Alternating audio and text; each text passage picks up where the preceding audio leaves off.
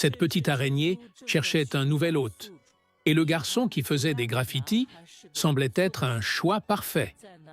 Pendant qu'il prenait une photo pour garder un souvenir, elle en profita pour grimper sur sa main et hop, elle le mordit. En un instant, le venin se répandit dans son corps et son ADN commença à changer. Le garçon, sans trop y prêter attention, écrasa l'araignée au sol, puis s'en alla tranquillement. Mais à partir de ce jour-là, sa vie prit un tout autre tournant. Au réveil, son pantalon était devenu trop court, ses oreilles captaient les sons comme jamais, et devant la fille qui lui plaisait, il se mit à transpirer sans arrêt. Ses mains devinrent incroyablement collantes. En touchant les cheveux de la jeune fille, impossible de se détacher. Il n'y avait plus qu'à couper la mèche pour se libérer. Pas étonnant qu'elle en ait eu le cœur brisé. Dans la foule, les murmures autour de lui résonnaient comme des cris assourdissants. Affolé, il s'enfuit en courant et, arrivé dans la salle de sécurité, sa main resta collée au sol.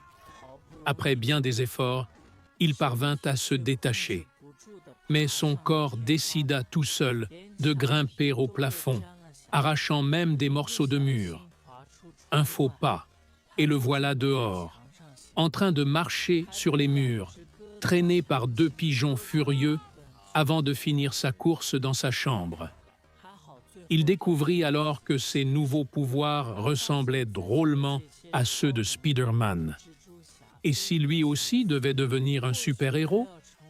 Encore troublé par cette idée, il prit la fuite quand soudain une voiture surgit devant lui. Sous le choc, il n'en croyait pas ses yeux. Peu après, Miles descendit dans le métro et retrouva l'araignée qui l'avait mordu.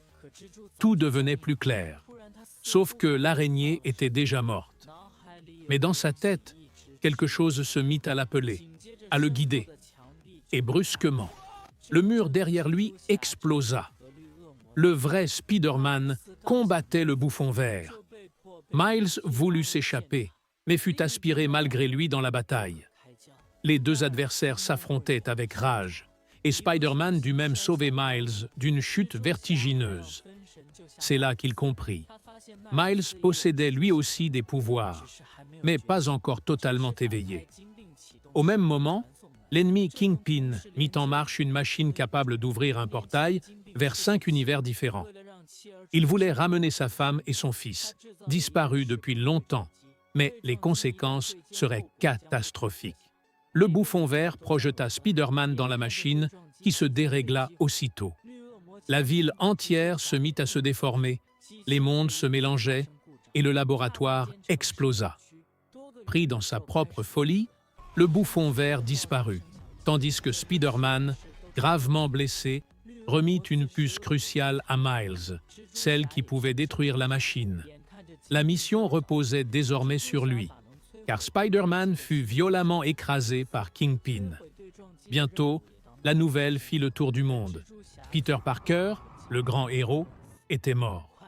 Les gens pleuraient leur protecteur, bouleversés par sa disparition.